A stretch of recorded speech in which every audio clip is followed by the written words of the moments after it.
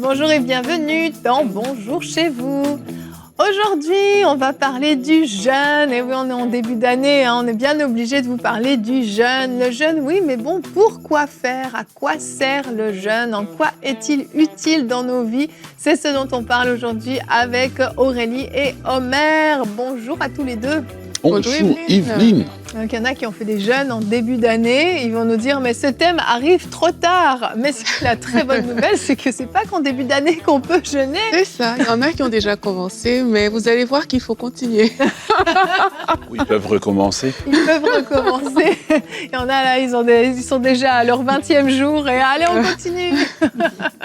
Donc, on va parler du jeûne aujourd'hui.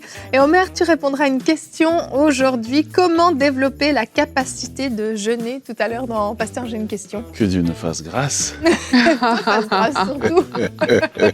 C'est toute une question quand même. Hein. C'est toute une question. C'est toujours bien d'avoir quelques conseils, justement, de savoir comment bien jeûner, comment développer aussi cette capacité. En fait, comment ça vient? C'est une grâce que Dieu nous donne finalement. Et pas nécessairement par notre mentalité. D'accord. Parce que nous sommes faits pour manger, n'oubliez pas. C'est vrai. Dieu a dit à Adam, manger de tout ce qu'il y a dans le jardin. Finalement, on devrait annuler cette émission. C'est la conclusion. Manger de tout ce qu'il y a. Bon, on va voir justement ensemble à quoi sert le jeûne. Et Nadine viendra nous retrouver. Elle va nous parler musique dans la rubrique culture et médias en fin d'émission. Mais pour l'instant, on va commencer tous ensemble avec la pensée du jour.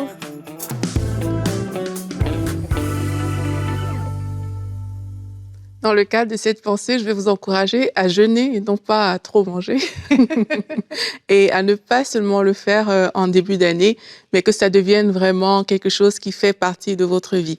Si je vous pose la question, combien d'entre vous aimeraient que votre vie soit comme un jardin bien arrosé, comme une source qui coule toujours, et que lorsque vous priez, Dieu vient, il est là avec vous.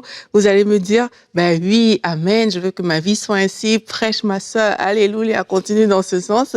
Et si je vous pose la question de savoir, combien parmi vous aimeraient que cette chose arrive une seule fois dans l'année, ou juste 2 fois par exemple, vous allez me dire, non, moi j'aimerais que le Seigneur soit là tout le temps, j'aimerais que ma vie soit belle tout le temps. Et sur votre déclaration, laissez-moi vous lire Ésaïe 58, parce que je connais vos réponses. La Bible dit, « Voici le jeûne auquel je prends plaisir ». C'est Dieu qui parle.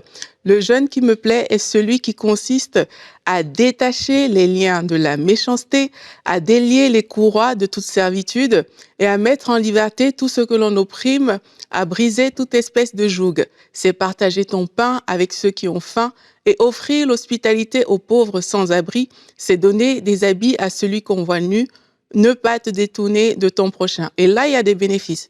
Le bénéfice, c'est alors, comme l'aurore jaillira ta lumière, ton rétablissement s'opérera bien vite, la justice marchera devant toi et la gloire de l'Éternel sera ton arrière-garde.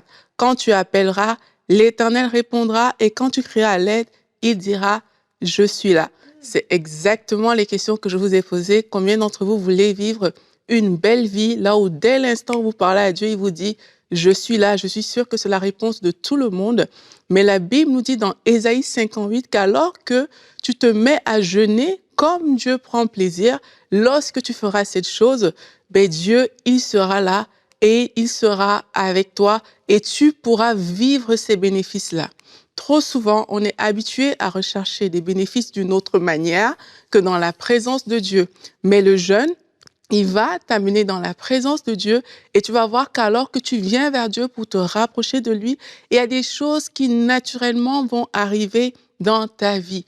Lorsqu'on comprend les bienfaits du jeûne, on n'a pas besoin que ça se fasse juste une fois dans l'année. Tu ne vas pas dépendre de ton église locale. Tu n'en vas pas dépendre de tes envies non plus, ni des chichis, parce que tu sais que voilà, il faut le faire pour vivre certaines choses. Au contraire, tu vas l'intégrer dans ta vie comme quelque chose de courant, quelque chose qui en fait partie intégrante. Maintenant, oui, je reconnais que ce n'est pas facile. Je reconnais que ce n'est pas évident pour tout le monde de le faire, mais c'est pas évident tous les jours d'aller au travail. Pourtant, vous y allez. Et vous y allez pourquoi? Parce que c'est important. Et lorsqu'on reconnaît que quelque chose est important, on l'intègre tout simplement dans sa routine de vie. Et aujourd'hui, j'aimerais vous encourager à autoriser le Saint-Esprit à vous conduire. Même si vous vous sentez parfois faible, l'Esprit de Dieu est là. Regardez à la puissance de Dieu qui a la capacité de vous conduire dans un temps de jeûne. Ne regardez pas d'abord aux difficultés que ça va créer, parce que le jeûne a beaucoup de bienfaits. On le verra ensemble dans la discussion, mais vous allez voir que pour accomplir la volonté de Dieu, il va falloir crucifier votre chair. Pour entrer dans votre appel, il va falloir crucifier votre chair. C'est des enjeux tellement importants. On ne peut pas mettre ça de côté parce qu'on ne veut pas jeûner. Il faut prendre ce temps pour la gloire de Dieu. Amen. Merci Aurélie. Important thème, hein? Ah, le jeûne, ça vient toucher, hein? Oui, ça vient clair. toucher à des points. Bah, la chair n'a pas envie de jeûner. Faut dire ce qui est, hein? C'est pas quelque chose qu'on a envie. Tu l'as dit, Omer, en introduction, un peu en blague, mais c'est vrai. On est fait pour manger et on a été conçu comme ça, donc on n'en a pas envie. Mais ta pensée ne peut que inspirer à jeûner. Parce que c'est vrai, ça nous amène beaucoup plus loin, en fait. Et on peut pas le nier, la parole est claire. T'as apporté des éléments qui font qu'on ne peut pas nier l'importance du jeûne. Il n'y a plus le choix. Et Omer a ri quand tu as parlé du travail, parce que c'est tellement vrai, en fait. C'est qu'on ne fait pas que les choses qu'on a envie de faire dans la vie, on fait les choses qu'on doit faire, qui sont bonnes, qu'il faut faire, parce que c'est notre devoir. Et effectivement, tu l'as très bien expliqué dans ta pensée. Merci Aurélie. Notre verset du jour nous parle forcément du jeûne.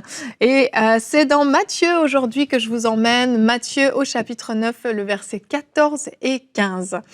Alors les disciples de Jean vinrent auprès de Jésus et dirent « Pourquoi nous et les pharisiens jeûnons-nous, tandis que tes disciples ne jeûnent point ?» Jésus leur répondit « Les amis de l'époux peuvent-ils s'affliger pendant que l'époux est avec eux? Les jours viendront où l'époux leur sera enlevé, alors ils jeûneront. » Et on rigolait avant l'émission avec Aurélie, disant que pour certains, l'époux est toujours bien présent, parce que le jeûne ne fait pas forcément partie de leur routine de vie. Mais Jésus a été très clair dans ce verset. L'époux est parti pour l'instant. Jésus s'en est allé et Jésus a donné des directives. Alors ils jeûneront. Et ce verset est dans le Nouveau Testament. C'est quelque chose qui est biblique, le jeûne. Et tu as donné soif, je pense, aux gens, Aurélie, de pouvoir rentrer dans des temps de jeûne avec une vraie expectative de vivre quelque chose de plus. C'est ça. Quand on parle de jeûne, on parle de jeûner et de prier. Parce que c'est pas juste quelque chose de religieux, en fait, qu'il faut faire. Et le jeûne a des bienfaits vraiment par rapport à notre vie chrétienne, par rapport à notre vie de consécration.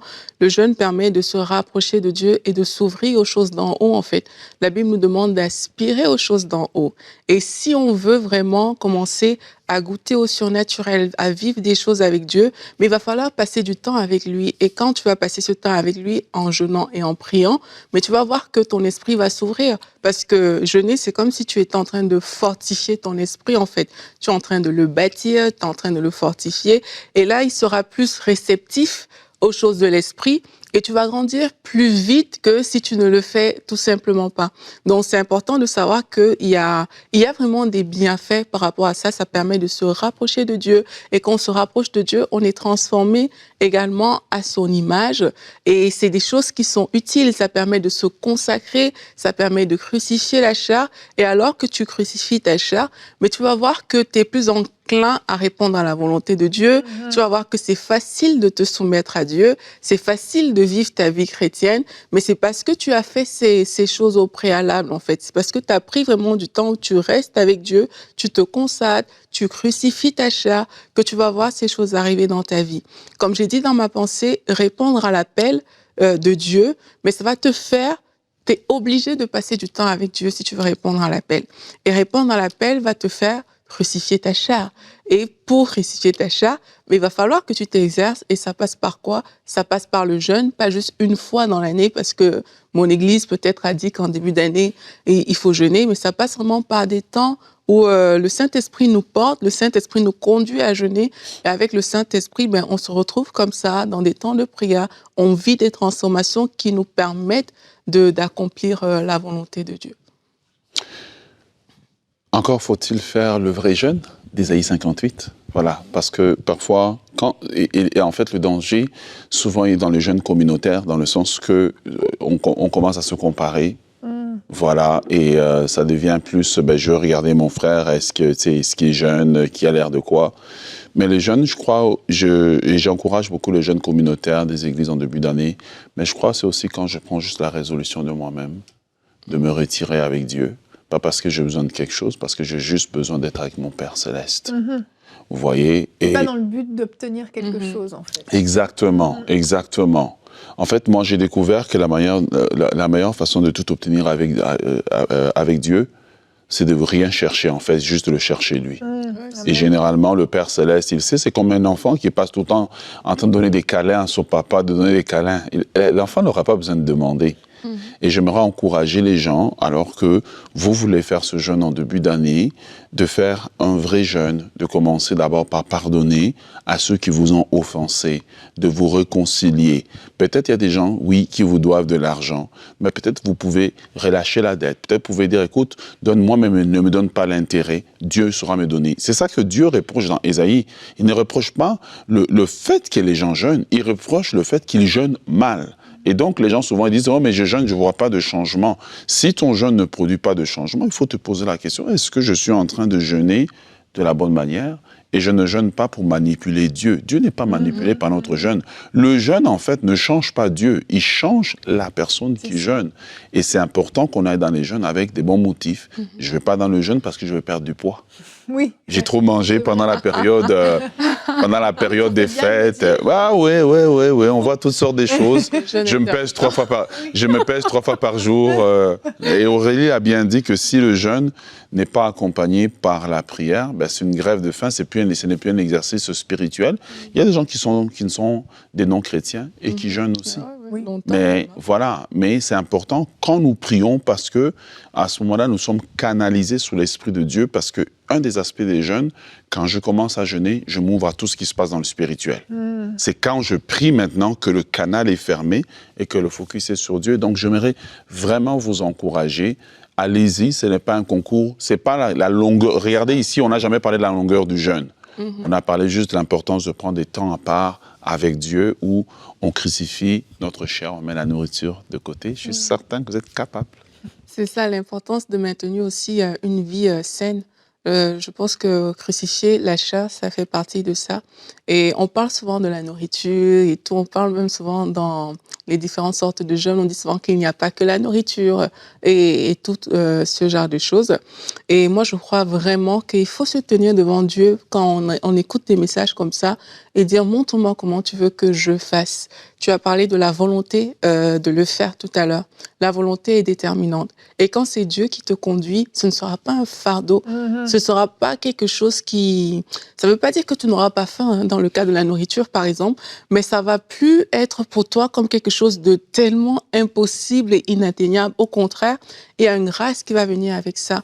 Moi, je me rappelle parfois comme ça, le Seigneur m'a conduit dans des temps de jeûne où j'ai été tellement bénie que je voulais que ça continue, mais je savais que je devais arrêter. Mais tu veux que ça continue au final parce que c'est tellement bien, ça ne représente plus un fardeau. Tu sens qu'il y a vraiment des choses qui se passent spirituellement. Tu sens que tu te rapproches aussi du Seigneur et ça, sincèrement, ça fait du bien à l'âme. Et comme Pasteur Omer disait, il y a des choses que tu n'auras même pas besoin de prier pour parce que la Bible dit, cherchez premièrement le royaume et la justice de Dieu et toutes les autres choses vont venir. Et il y a un alignement spirituel qui va se faire dans ta propre vie juste parce que tu t'es approché de Dieu pour chercher son cœur, pour le désirer lui. Et il y a tellement de choses qui vont suivre par la suite. Amen, amen, merci. Et Omer, on va passer à notre question importante. Comment développer la capacité de jeûner? C'est Tim du Canada qui nous pose cette question. Et c'est vrai, dans l'introduction, tu parlais de certains qui auraient une prédisposition ou non à jeûner et tu nous expliquais que c'était une grâce. Alors, moi, j'ai envie de dire, je t'écoute attentivement. Reçois la grâce. Je reçois. C'est une très bonne question qui se pose au bon moment. Je crois qu'Aurélie a élaboré les bienfaits du jeûne et donc j'éviterai d'aller sur ce terrain. Je vous invite à écouter cette émission et à la réécouter. Mais on définit d'abord, premièrement, le jeûne comme étant le fait de mettre du temps de côté, en s'abstenant de nourriture et d'autres plaisirs, en fait. Vous voyez? Et pour chercher la face de Dieu. Quand je parle d'autres plaisirs, ça veut dire la télévision, l'Internet, tout ce qui fait que l'âme est souvent polluée, en fait. Je me coupe de ces choses pour mettre du temps à côté pour chercher Dieu. C'est comme quelqu'un qui travaille, etc. Il décide d'aller en vacances. Ben, s'il emmène son ordinateur de travail et tout, il n'est pas vraiment en vacances. Donc là, je mets vraiment du temps à part où je coupe ma routine habituelle et je consacre le maximum de temps possible au Seigneur. Ça veut dire, généralement, dans le psaume 119, le psalmiste dit 3 fois par jour, je t'invoque. Donc, j'ai vraiment un horaire qui est établi de passer du temps dans la présence de Dieu. Ça ne veut pas dire que quand je passe du temps dans la présence de Dieu, je suis tout le temps en train de parler. Parfois, je suis juste dans le silence, il y a une musique qui joue, il y a la Bible qui est en train de jouer, etc. et qui me permet justement d'entrer dans cette présence. Ce qui me transforme dans le jeûne, ce n'est pas ce que je dis, c'est la présence de Dieu qui vient, qui se pose à cet endroit-là. Donc, c'est très important de comprendre qu'est-ce que c'est que le jeûne. La deuxième des choses qu'on doit comprendre aussi, c'est que, eh bien, Dieu veut que tu puisses jeûner. Le jeûne n'est pas une option. Jésus dit, lorsque tu jeûnes, vous voyez, quand on a posé la question aux disciples, encore tout à l'heure, je pense que c'est Yveline qui lisait le texte, il dit que quand l'époux leur sera enlevé, ils jeûneront. Donc, ce n'était pas une option qu'ils avaient, mais le jeûne fait partie des exercices spirituels de la vie chrétienne. Matthieu chapitre 6, le verset 17 à 18, Jésus dit, « Mais quand tu jeûnes, parfume ta tête, lave ton visage, afin de ne pas montrer aux hommes que tu jeûnes, mais à ton Père qui est là dans le lieu secret, et ton Père qui voit dans le secret te le rendra. » Alors, j'ouvre une petite bémol par rapport à ce texte pour les gens qui ont un travail séculier.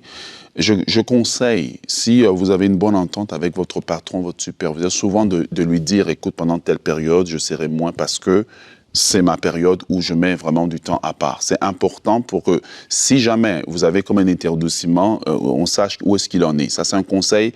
Le jeûne demande la sagesse, ok? Vous allez au travail, c'est important d'aviser votre supérieur. Et généralement, ils vont respecter, parce que moi, je l'ai toujours fait. Je leur avais dit, telle période à telle période, j'ai du temps à part que je mets pour chercher la face de Dieu. Je donne pas j'explique dans un langage qu'ils peuvent comprendre. Il y a, ok, on comprend, etc. Alors, maintenant, comment développer la capacité de jeûner? La capacité de jeûner vient de différents facteurs. Je disais tout à l'heure, jeûner est une grâce que Dieu nous accorde parce que l'être humain est fait pour manger. Nous avons été créés avec la capacité de manger. Voilà pourquoi Dieu disait à Adam, tu mangeras de tout ce qu'il y a dans le jardin. Adam n'avait pas un régime alimentaire. Adam, il mangeait de tout. Alors, premièrement, nous jeûnons. Eh bien, la première capacité de jeûner il nous vient par l'obéissance à Dieu. Dieu, parfois, va nous demander de prendre un temps à part pour jeûner, soit pour être avec lui ou pour qu'un problème puisse se régler dans notre vie. Dans Joël chapitre 2, le verset 15, il dit « Sonnez de la trompette en Sion, publier un jeûne, une convocation solennelle. » Donc, la première endroit d'où nous vient la capacité de jeûner, c'est quand Dieu lui-même nous fait une convocation solennelle, où Dieu dit « Prends du temps à part avec moi ». Quand Dieu nous demande ça, généralement, il nous donne la grâce qui vient avec, en fait. Et Dieu s'attend à ce que nous puissions obéir. Donc, nous jeûnons par obéissance à une convocation solennelle.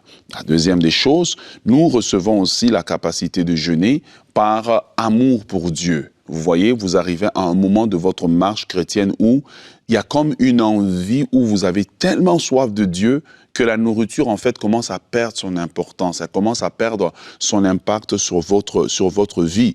Voilà pourquoi le Seigneur dit dans Osée, chapitre 2, le verset 14, il dit « C'est pourquoi je veux l'attirer et le conduire au désert, et là, je parlerai à son cœur. » Vous voyez, souvent, c'est les envies que Dieu nous crée. Et souvent, quand c'est par amour, en fait, c'est que on va parfois même rentrer dans le jeûne sans le réaliser.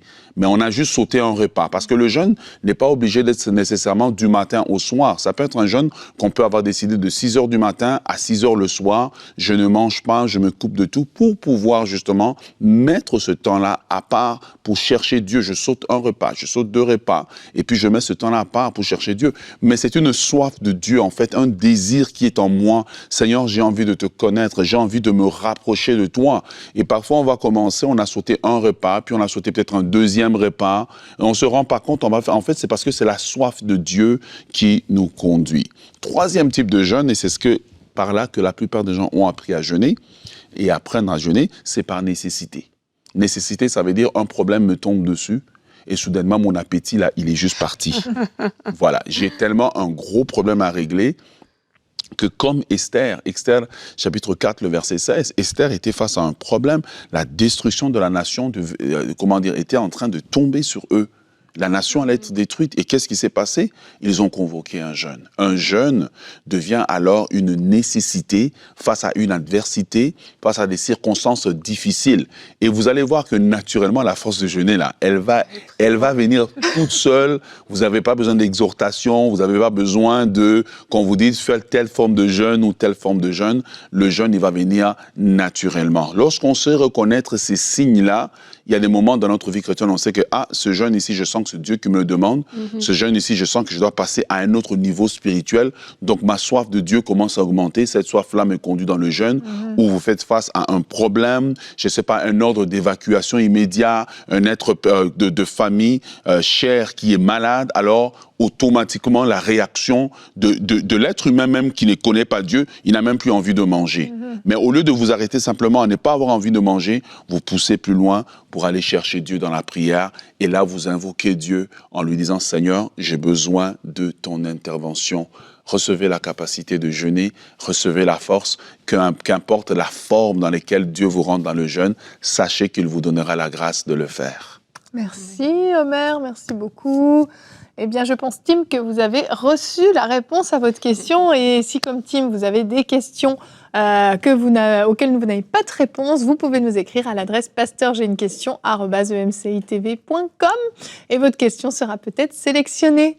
Omer, on va te laisser puisque tu vas laisser la place à Mrs. Kabouya. J'ai nommé Nadine pour la rubrique Culture et Médias.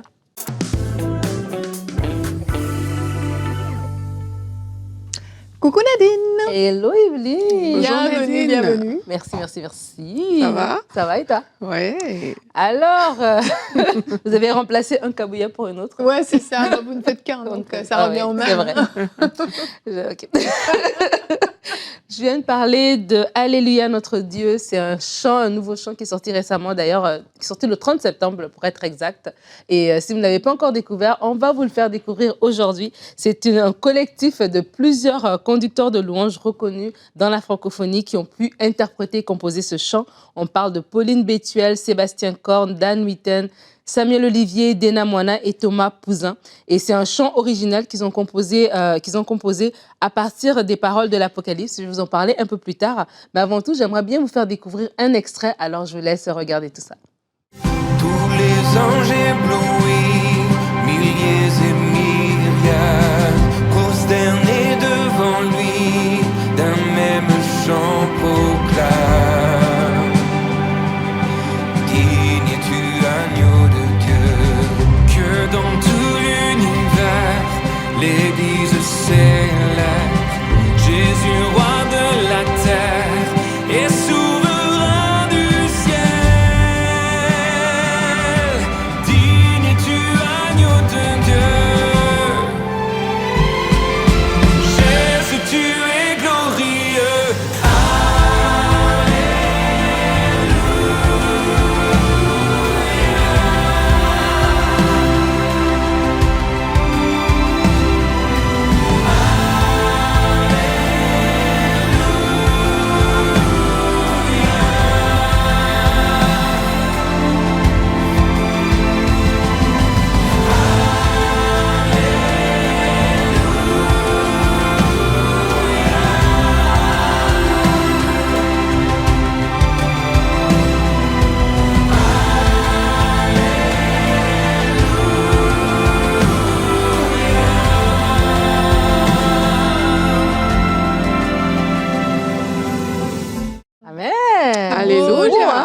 beaucoup ce chant, personnellement. Je l'ai écouté plusieurs fois. Un très, très beau chant. Et musicalement, c'est beau, mais visuellement aussi, c'est un très beau clip.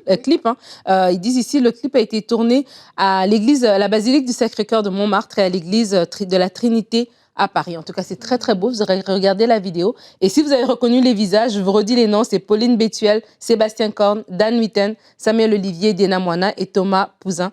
Et j'aimerais juste partager une citation de Pauline, en fait, parce qu'ils disent que pour écrire le chant, ils se sont inspirés des chapitres 4 et 5 de l'Apocalypse. Et c'était Pauline avec Sébastien Korn, Dan Huiten et Samuel Olivier. Et ils disent, en fait, que dans ces chapitres-là, on voit le tableau un petit peu de l'unité de l'Église, du peuple qui est en train de louer, qui est en train de donner des offrandes au Seigneur réunis autour du trône, autour de l'agneau. Et donc, c'est ça la pensée un petit peu autour de ça, c'est l'unité en fait. Oui. Et c'est de dire d'inspirer les églises, et c'est un chant qu'ils veulent aussi que les églises puissent reprendre pour inspirer juste à chanter, à louer Dieu. C'est des différents artistes qui sont là, mais qui ne sont pas venus se représenter eux-mêmes, mais qui sont venus se mettre ensemble pour adorer Dieu. Et elle a dit quelque chose de tellement intéressant, j'aimerais vous le partager. Elle dit « Alléluia », c'est un mot que n'importe quelle confession chrétienne peut chanter au nom de Dieu. On voulait composer un chant que n'importe qui pourrait reprendre, un chant fédérateur. On espère que ce chant pourra résonner et rayonner sur toute la francophonie dans le monde entier et rendre gloire à notre Dieu. Et on dit Amen. Amen.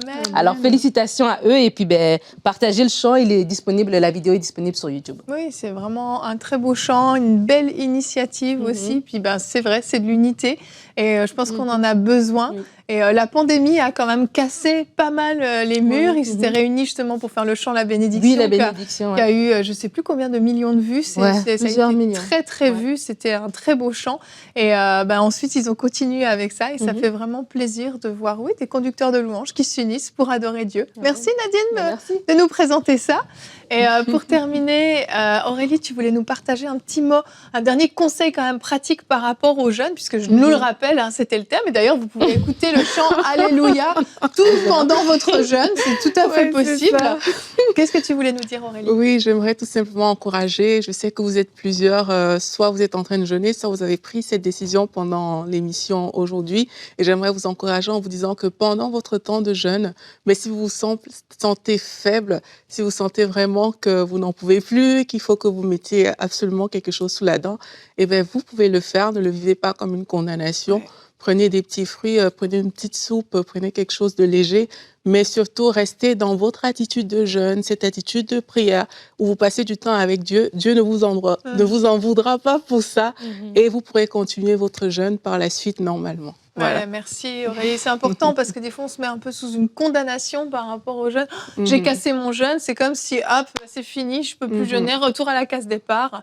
Mais pas du tout. Et c'est sûr, le but, c'est pas de faire des malaises et de s'évanouir. C'est absolument pas ça. Et je pense que c'est un jeûne qui n'a pas fonctionné si c'est le cas. Merci pour cette précision, Aurélie. Et merci Nadine d'être venue nous présenter cette belle mélodie. Alors, demain, on se retrouve. On parle de l'amour de Dieu. Tu es aimé de Dieu. Ce sera notre thème. Si vous avez du mal à accepter l'amour de Dieu pour vous, à le saisir ou simplement vous pensez que vous pouvez aller plus loin dans cette dimension-là, cette émission est pour vous et nous aurons surtout une très belle rubrique « C'est mon histoire ». C'est Siam qui nous a raconté comment, alors qu'elle était musulmane, elle a découvert l'amour de Jésus-Christ qui a changé absolument toute sa vie. Un témoignage très, très touchant qu'on pourra découvrir ensemble demain. Alors, merci d'avoir été avec nous et bonjour chez vous.